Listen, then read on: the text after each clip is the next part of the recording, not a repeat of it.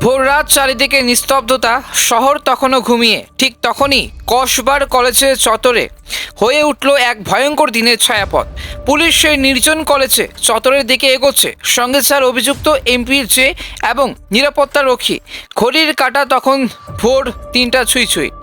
5 ঘন্টা ধরে চলে সেই ঘটনার পুনর্নির্মাণ, সেই কক্ষ, সেই করিডোর, সেই ইউনিয়ন রুম যেখানে এক তরুণী মেয়ের উপর চলছিল নরকীয় যন্ত্রণা। আজ আবার সব জীবন্ত করা হলো, ভিডিওগ্রাফি, 3D স্ক্যান, পুনর্নির্মাণ।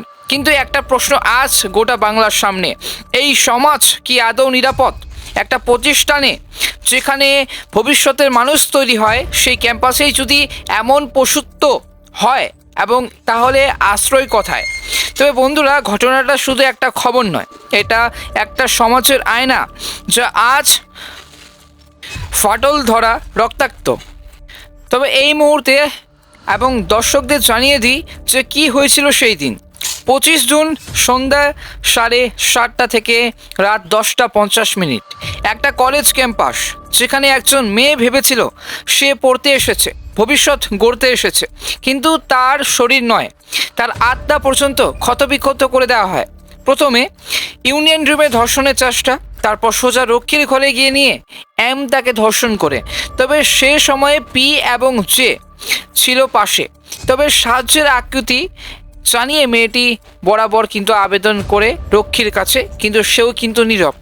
মেয়েটির যখন চিৎকার করছিল তখন হকি স্টিক তুলে তাকে চুপ করিয়ে কিন্তু দিতে চেয়েছিল ওরা। তবে তদন্তের অগ্রগতিকে আজকের সেই পুনর্নির্মাণ ছিল যে একটা বড় পদক্ষেপ। কলেজের সিসিটিভি ফুটেজ, ফোন কলের ডিটেলস এবং কলেজের ভাইস প্রিন্সিপাল নয়না এবং চট্টোপাধ্যায় সহ 16 জনের বয়ান, সব কিছু মিলিয়ে তদন্ত এগোচ্ছে।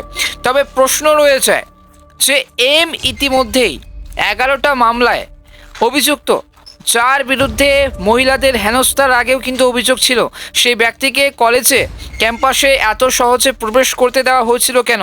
সে শুধু কলেজের প্রাক্তনই নয়, সে ছিল অস্থায়ী কর্মী, আর বাকি অভিযুক্তরা সক্রিয় ছাত্র, এবং তারা সকলে এক ছাত্র সংগঠনের সঙ্গে যুক্ত যার ক্ষমতা রাজ্যে প্রবল। তাহলে কি সেই ক্ষমতার প্রবলেই, সেই ক্ষমতা বলেই কিন্তু এই বর্বরতাকে প্রশ্রয় দিয়েছে? তবে মানুষের প্রশ্ন থেকেই যায়, একজন নির্যাতিতা যদি সাহায্য না পায় রক্ষীর কাছেও, তাহলে আমাদের সমাজে সত্যি কোনো নিরাপদ স্থান আছে? তবে এই মুহূর্তে কলেজ ক্যাম্পাস যেখানে মা বাবার বিশ্বাস করে সন্তান পাঠান, সেই ক্যাম্পাসেই যদি ঘটে গণধর্ষণ, তাহলে কে দায় নেবে?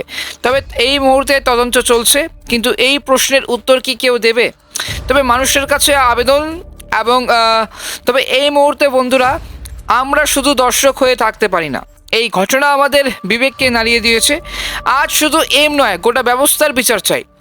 আমরা চাই তদন্ত হোক দ্রুত এবং দোষীকে শাস্তি হোক কঠোর, আর সেই কলেজে আর কোনো মেয়েকে যেন আতঙ্কে পড়তে না হয়।